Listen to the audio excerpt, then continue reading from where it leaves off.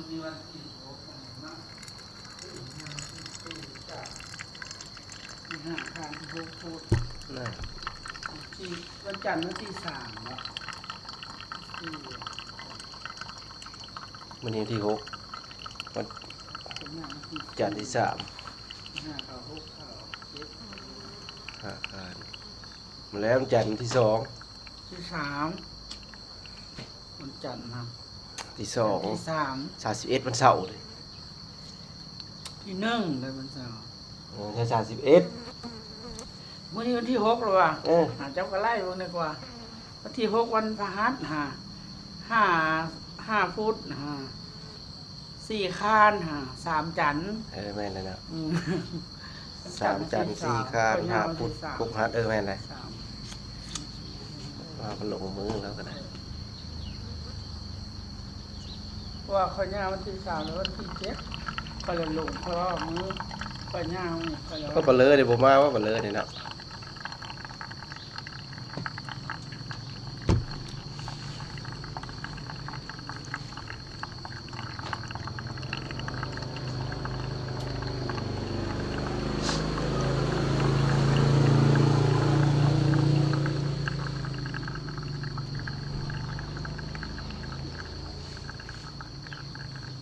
มาแล้วเข้าเลย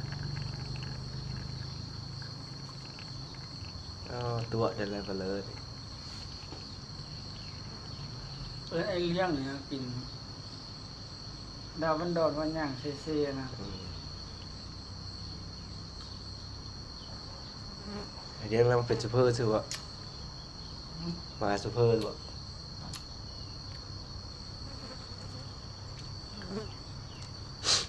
ไปเลาะตลาดหาซื้อมะเขือกิน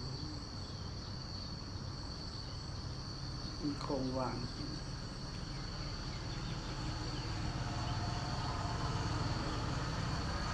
วันสินไงบวกค่าสัตว์ตัดชีวิตมันค่าตะงัวตะควายเลยค่าถึงวัวควายนะบุค่าสัตว์ใหญ่เหรอวะค่าสัตว์เนี่ยเรายิงสร้างจับสร้างมาปิ้ง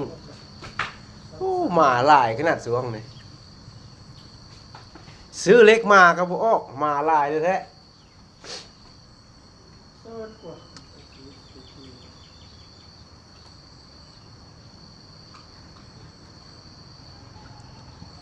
คลิปส่งกาแฟคลิปยาว3 นาทีไอเลี้ยงกับบริญินนะบริญินนะแม่นเจ็บแล้วบอลลงจากรถนะบอลลงจากรถแล้วก็บอลเรียวมาพี่เนาะเลยหลอกอย่างนั้นคอยขี่รถไปค่อยสิยาแล้วเอามาเลยยาก็ไปเวียกเขาแล้วเนาะไปเวียกเขาแล้วเราผมมาซีมึงไหมมัน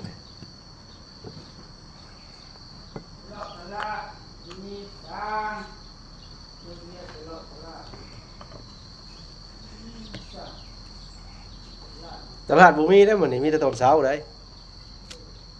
วันนี้มีแต่แม่มันพุธมีกลางเว้น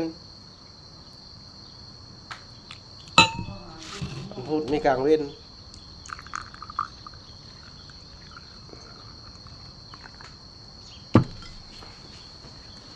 อะไรไม่ลองเลยไหมกินนะฮะเนี่ยบ่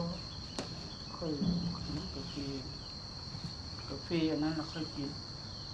จอกแตงอีกกาแฟสำเร็จรูปจอกแตงจอกดาวพหัส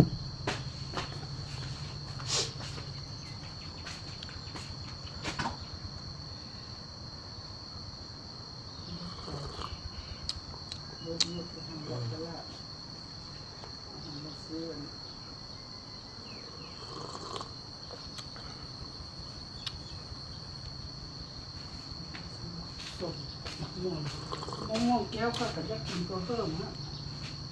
โอ้ซุปเขาเป็นยาพนะตัวเพิ่มเป็นเหลืองใจเหลืองโคเอ็นขึ้นห้องอากาศนี่ว่าจะมันโมจะไปเอกสารเอา เอกสารกรรมบ้านนั่นตัวแสงมาพุ่น เขาให้ประธานนักข่าวมาซื้อเซ็น อ่า โอ้ยธรรมดาฮะห้องเซ็นก็ได้ จะหักโทรหาแล้วโทรหาตัวแสงว่าเขาค่อยเมื่อจังเส้นว่ะเขาห้อยผู้ห้องเส้นว่ะ เฉพาะ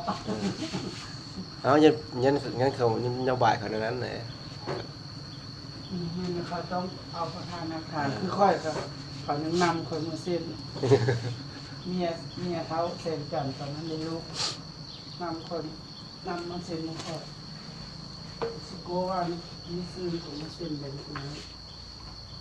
หวาน สิโก้ได้ ย้ายมาหากระต่าย